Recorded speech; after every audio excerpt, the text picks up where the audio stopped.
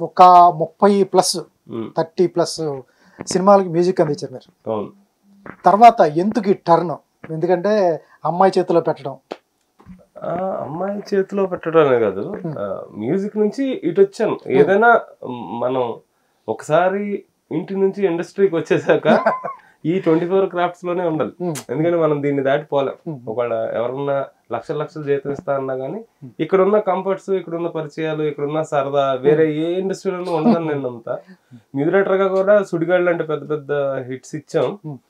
తర్వాత ఎందుకో అలా కరోనా తర్వాత ఇలా స్టెప్ ఇటు తిరిగింది, డబ్బింగ్ వైపు. ఏంటి అమ్మాయిలో ఉన్న ఇంట్రెస్ట్ మీరు ఎప్పుడు గమనించారు? తను బేసిక్ గా చిన్నప్పటి నుంచి సింగర్ అనండి. తను సింగింగ్ లో ఉంది. తమన్ గారి దగ్గర కూడా కొన్ని సినిమాలు పాడింది, గ్రూప్ లో పాడింది. తర్వాత తనకి ప్లస్ ఏంటంటే మల్టిపుల్ లాంగ్వేజ్ తను మాట్లాడగలదు, అర్థం చేసుకోగలదు. తమిళ్, మలయాళం, కన్నడ, ఈవెన్ మలయాళం తను రాస్తుంది. రాయటం, చదవటం అన్ని తెలుస్తాను. ఎట్లా మీరేమో విజయనగరమేగా మీది? విజయనగరం అంటే వీళ్ళంతా ఇక్కడేగా, హైదరాబాదేగా. మలయాళం ఎలా వస్తుంది? ఇప్పుడు హిందీ నాకు వచ్చు మలయాళం. ఎట్లా? ఇండస్ట్రీలో నేను మ్యూజిక్ డైరెక్టర్ల దగ్గర అసిస్టెంట్ గా చేసేవాడిని కదా ఫస్ట్. ఇప్పుడు నేను అన్ని లాంగ్వేజెస్ మ్యూజిక్ డైరెక్టర్ల దగ్గర అసిస్టెంట్ గా చేశాను.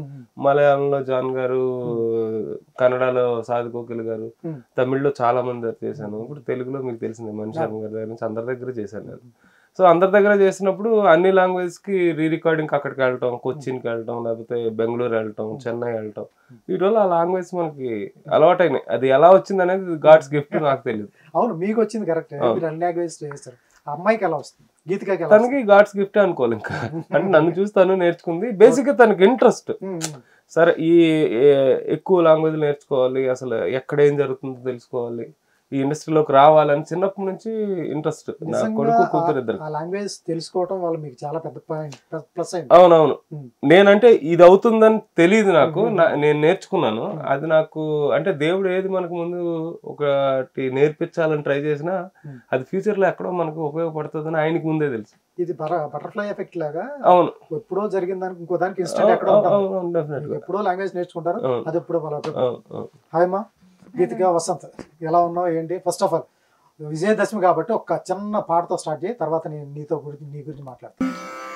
ఐగిరి నందిని నందిత మేదిని విశ్వ వినోదిని నందనుతే గిరివర వింధ్య శిరోధిని వాసిని విష్ణు విలాసిని జిష్ణునుతే భగవతి హేషితి కంఠ కుటుంబిని భూరి కృతే జయ జయ హే మహిషాసురమర్దిని రమ్యకపర్దిని శైలసుతే.